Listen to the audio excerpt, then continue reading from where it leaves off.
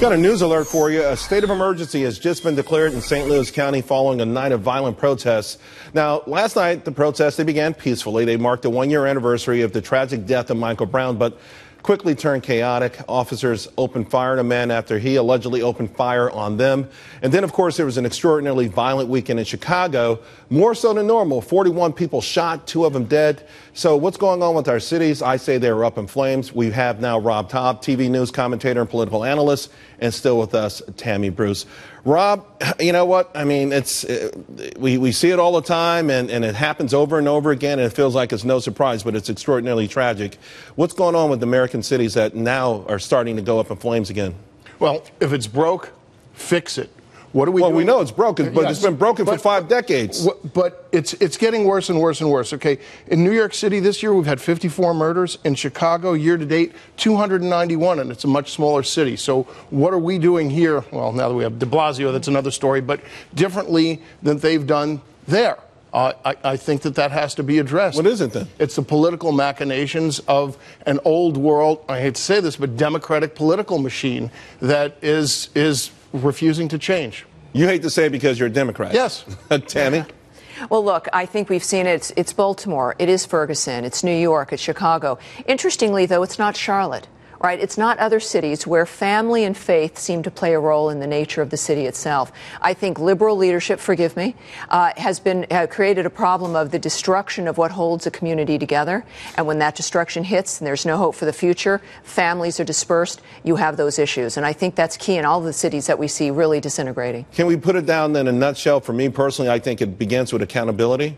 And when you have public officials who tell the people who are using the guns, because a gun has never jumped out of a drawer and killed anyone, when you tell people who actually pull the trigger on a gun, it's not your fault, it's because your great-great-grandfather was a slave, so we understand why you killed your brother.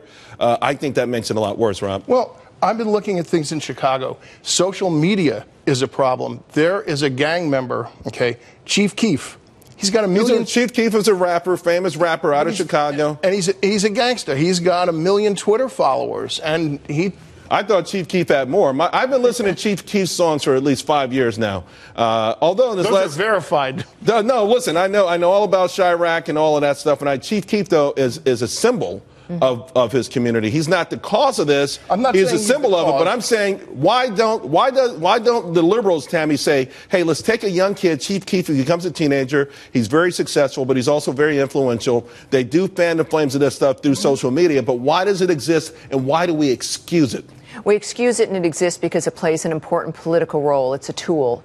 The more you have individuals divided, the less they're communicating, the more that they feel victimhood is natural. It is their normal state. They can never get out of it.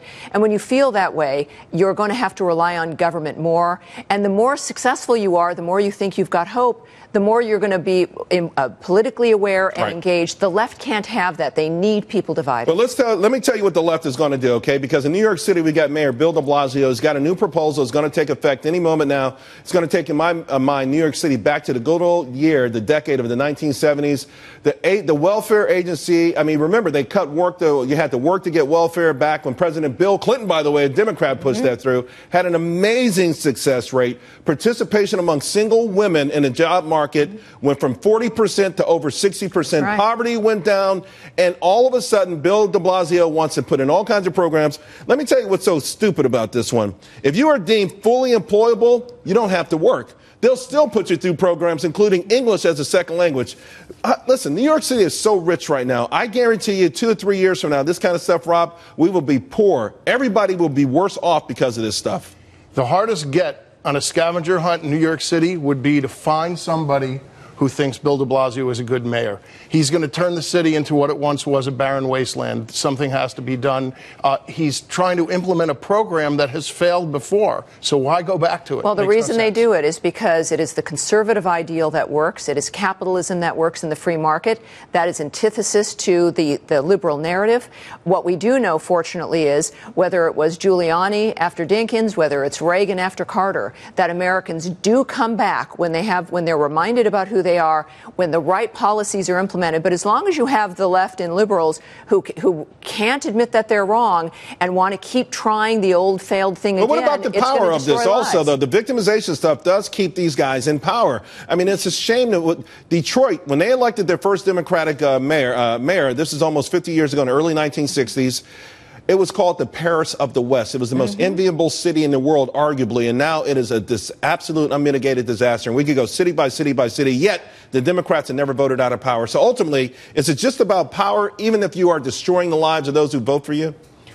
I'm going to blame a Republican on Bill de Blasio, Michael Bloomberg. He never groomed a successor to make way to carry on his policies. And I think that was a huge mistake, and it left New York foundering. And look at where we are now. All right. What about the idea of tough love? You know, last year, 3 million jobs were created, 3.1 million jobs. The National Bureau of Economic Research says the reason that was happened, 1.8 million, 60%, they ran out of benefits. Their benefits ran out. They had no choice. They had to hit the bricks, and guess what? They found a job. Nobody else was paying their bills, and they had to find it. They made it work. Historically, we know that's the case. When unemployment benefits go out, people then go take a job, sometimes beneath them, in order to make it work. But what we also know is that when that happens, government kind of tends to get small. The more that people need government, need to be on the dole, the larger government stays. But Americans don't want to be on the dole. They want freedom. They recognize it. And the tough love,